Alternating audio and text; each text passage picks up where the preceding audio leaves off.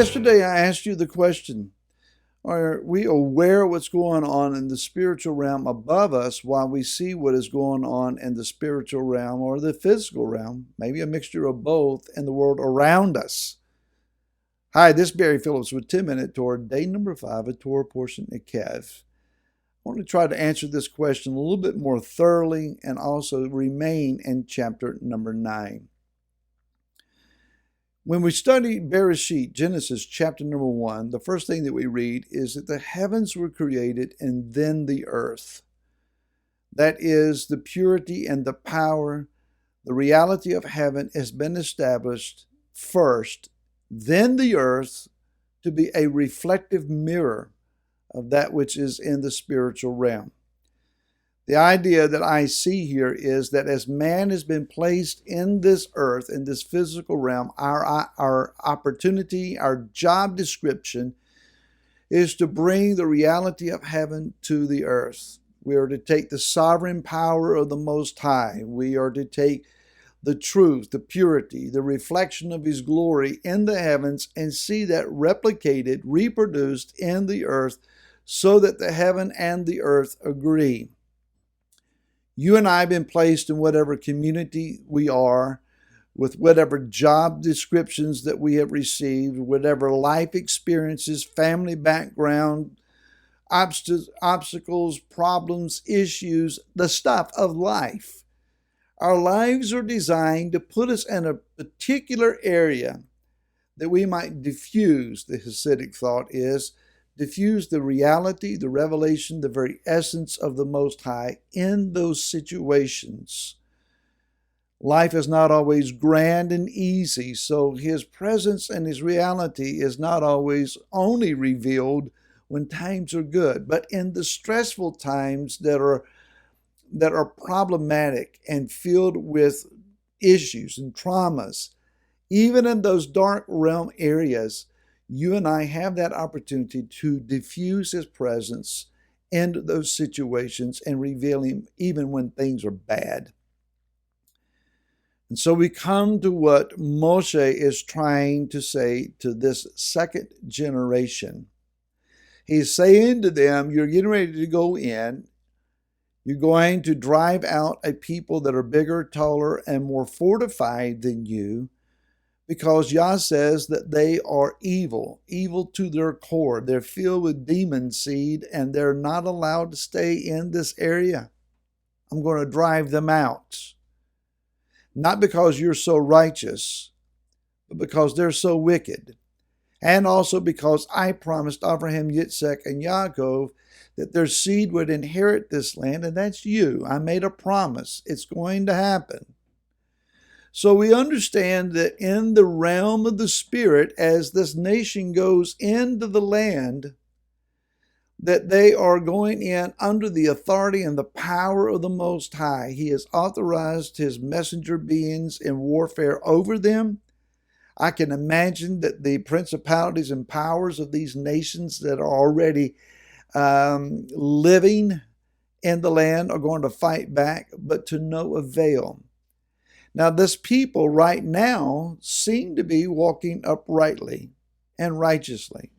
But Moshe employs a nuclear option here. And he says to them, you're just like your mama and daddy. As you read the rest of this chapter, he reminds them of how he went up on the mountain, received the tablets that would be written with the finger of Elohim himself. And while on the mountain, your mama, your daddy, built a gold idol and danced around it and rejoiced and mixed idolatry with the worship of Yud-Heh-Vav-Heh. And he says, you're just like them. Now, I would have figured that he would have been patting them on the back and hollering, "Atta boy, you can do it." But he didn't choose to do that. He reminded them of their weakness and their propensity to idolatry. Now, out in the wilderness, there hadn't been any idol shrines to fall before. But the moment they got to Baal Peor, they found their opportunity. And he sensed that this is a weakness in them. He also says that when you get into the land, you're going to increase with goods. You're going to receive crop after crop. You're going to have wealth. You're going to have prosperity. And it's an even bigger obstacle to maintaining the kingdom mindset. Blessing and favor can sometimes be a curse if it turns our heart away from the Most High. A number of years ago, and still pastoring here in this location, we were fighting demonic forces quite apparently. It was dark, it was hard, it took a lot of spiritual warfare, and I grabbed onto some books written by Frank Peretti, This Present Darkness and Piercing the Darkness, among others. And as I didn't so much read but devour these books, the principle that he was revealing was that when people walk righteously with prayer lives intact and fasting and doing the things that they're called to do, that the powers of Yah, angelic beings, are empowered to war against the powers of darkness and defeat their foe.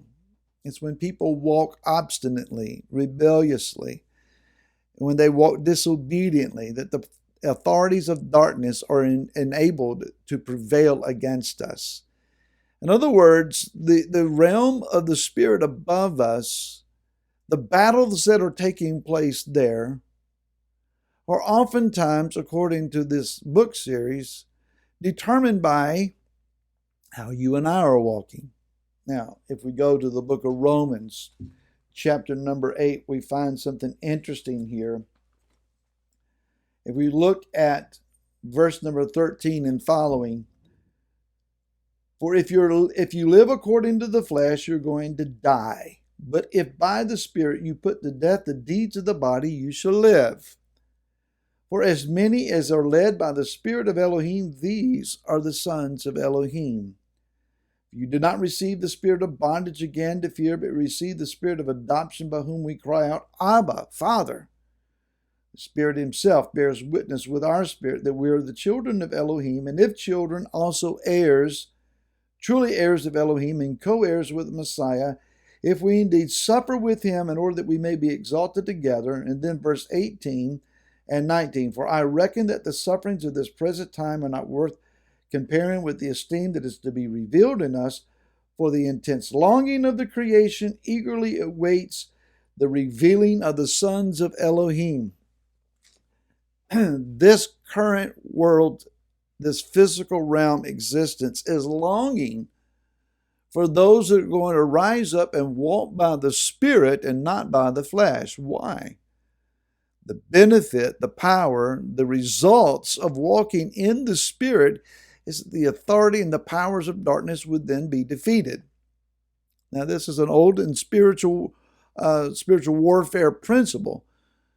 Yah's people going into the land needed to walk uprightly. If they were given to idols hidden in their garments, if they were going to go in presumptuously, arrogantly, if they were to be angry and disobedient to Yah, they would fall before their adversaries. But Moshe is encouraging them, get away from the things that are inherently evil and disobedient, even generationally in your lives, so that you can have what Yah wants you to have. Now, if we look at the world that is going on around us and all current events, it would seem that darkness is in large part prevailing. This means then that the people of Yah need to be intensely in prayer, intensely in obedience to the commands, intense in righteous fellowship and edifying of the body, doing what is holy and set apart, and abstaining from evil. Get rid of the idols. It's time to put the idols away.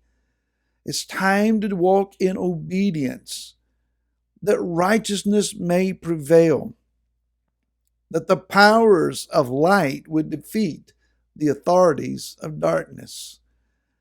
I want to go into the land. I want you and I to see the kingdom come and dwell in it together. We can't do that if we're going to walk arrogantly, disobediently, or just foolishly waiting for something better to happen.